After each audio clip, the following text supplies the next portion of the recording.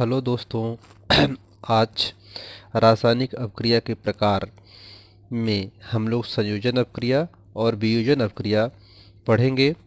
तो रासायनिक अपक्रिया किसे कहते हैं? तो रासायनिक अपक्रिया विभिन्न प्रकार की होती है। जो अपक्रिया किसी विशिष्ट गुण के आधार पर या अन्य अपक्रियाओं में समानता दर्शा सकती है, तो उसके गुण के आधार पर उन अपक्रियाओं को एक वर्ग विशेष में रखा जाता है।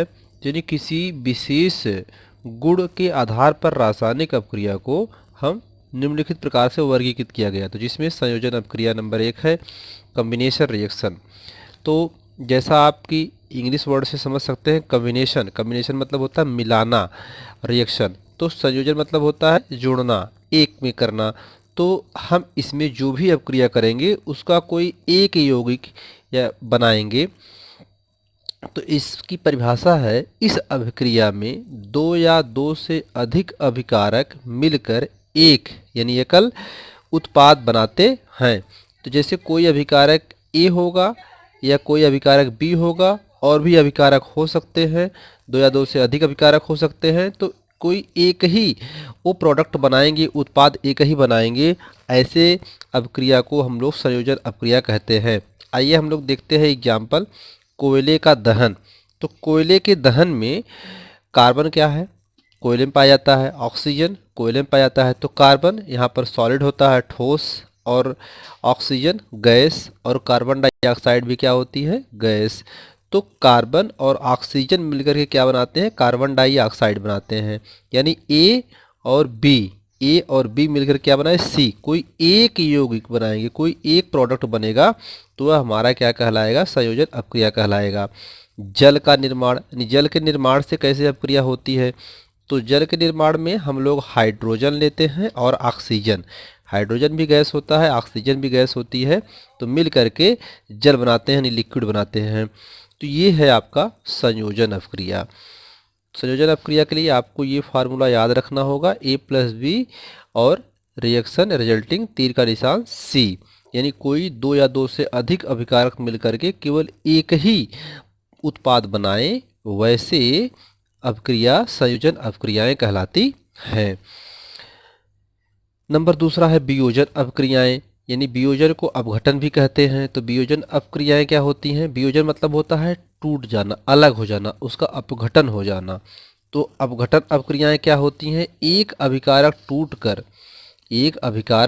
टूटकर कोई एक अभिकारक होगा, अभिकारक मतलब कि कोई एक यौगिक होगा, वह टूट करके अलग हो जाएगा, दो या दो से अधिक उत्पाद में बदल जाए, तो उसे वियोजन अपक्रियाएं कहते हैं। तो इसमें देखिए, जैसे एक कोई हमारे पास अभिकारक होगा, वह टूट करके रिएक्शन के बाद क्या बनाएगा? बी प्लस सी, यानी दो या दो से अधिक उत्पाद बना देगा। तो ऐसे अपक्रिया को हम लोग वियोजन अपक्रिया कहते हैं। तो वियोजन अपक्रिया में आइए देखते हैं। वियोजन अपक्रिया तीन प्रकार से होती है। अब जो तीनों प्रकार के हम लोग इसमें रिएक्शन पढ़ेंगे, अपक्रियाएं, वह अपक्रिया इसी फार्मूले पर चलेगी। यानी कोई एक यौगिक होगा और कोई एक अभिकारक होगा, वह टूट करके दो या दो से अधिक उत्पाद में बदल जाएगा। तो ऐसे अपक्रिया को वियोजन अपक्रिया कहते हैं। तो ये तीन प्रकार की होती है वियोजन अपक्रियाएं। ऊष्मीय वियोजन या ऊष्मीय अपघटन कह सकते हैं, वैद्युत वियोजन और प्रकाशीय वियोजन। तो पहला देखते हैं हम लोग ऊष्मीय वियोजन। ऊष्मीय वियोजन क्या है? ऊष्मीय वियोजन में वह अपक्रिया जिसमें यौगिक ऊष्मा के द्वारा दो या दो से अधिक सरल पदार्थों में वियोजन हो जाता है, वह ऊष्मीय अपघटन अपक्रिया कहलाती है। ऊष्मीय अपघटन अपक्रिया कहलाती है। यानी एक कोई एक होगा, वह अपक्रिया जिसमें यौगिक ऊष्मा के द्वारा, इस यौगिक है, अब इस पे हम लोग ऊष्मीय अपघटन कराएंगे, इस पे ऊष्मा का हम लोग ऊष्मा से इसको हीट कराएंगे। तो जब इसे ऊष्मीय दिया जाएगा, सॉलिड है, तो यह सॉलिड और गैस में बदल जाएगा। तो इसे कहते, इसका क्या नाम है? इसका नाम है कैल्शियम कार्बोनेट, और इसका क्या नाम है? कैल्शियम ऑक्साइड, और इसका क्या नाम है? Carbon dioxide. तो यह कैल्शियम कार्बोनेट जो है, यह इस पे ऊष्मीय अपक्रिया कराने से यह कैल्शियम ऑक्साइड और कार्बन डाइऑक्साइड में टूट जाता है, वियोजन हो जाता है। यह ऊपर की तीर का मतलब होता है गैस। गैस जो होती है वह ऊपर निकल जाती है। ऊष्मीय अपक्रिया का उपयोग सीमेंट उद्योग आदि में किया जाता है। अगला है विद्युत वियोजन। विद्युत वियोजन क्या है? वह अपक्रिया जिसमें यौगिक के जलीय विलयन में विद्युत प्रवाहित करने पर, यानी कोई यौगिक है उसके हम जलीय विलयन है, जो भी यौगिक होगा वह लिक्विड में होगा तो उसमें हम लोग विद्युत प्रवाहित करेंगे, तो करने पर दो या दो से अधिक सरल पदार्थों में अपघटित हो जाता है, विद्युत अपघटन कहलाती है। यानी जैसे वाटर है, लिक्विड है, पानी, तो यह विद्युत धारा इसमें प्रवाहित की गई थी, यह इसका दो में वियोजन हो गया, हाइड्रोजन और ऑक्सीजन में, गैस और गैस लिक्विड का बदल गया, इसका प्रोडक्ट दो निकला।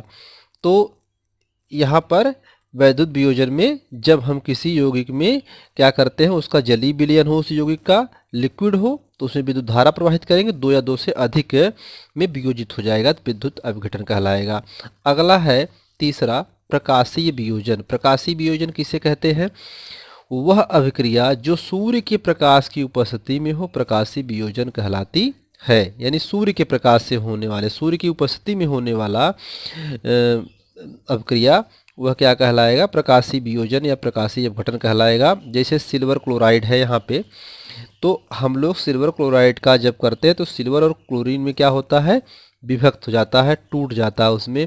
तो सूर्य के प्रकाश में सिल्वर क्लोराइड को हम लोग सूर्य की उपस्थिति में इसका अपक्रिया कराते हैं तो सिल्वर और क्लोरीन मिल जाता है। यहाँ पे सिल्वर एस फॉर सॉलिड और S for solid gas, solid liquid gas, तीन चीज़ें होती हैं, लिखा जाता है एस, एल और जी, सॉलिड लिक्विड और गैस, ठोस द्रव गैस, तीन में अवस्थाओं में लिखे जाते हैं।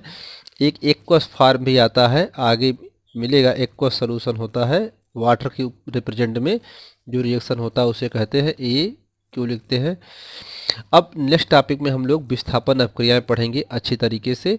अगर दोस्तों आपको ये वीडियो अच्छा लगा हो, समझ में आया हो, तो लाइक करें, सब्सक्राइब करें और शेयर भी करें।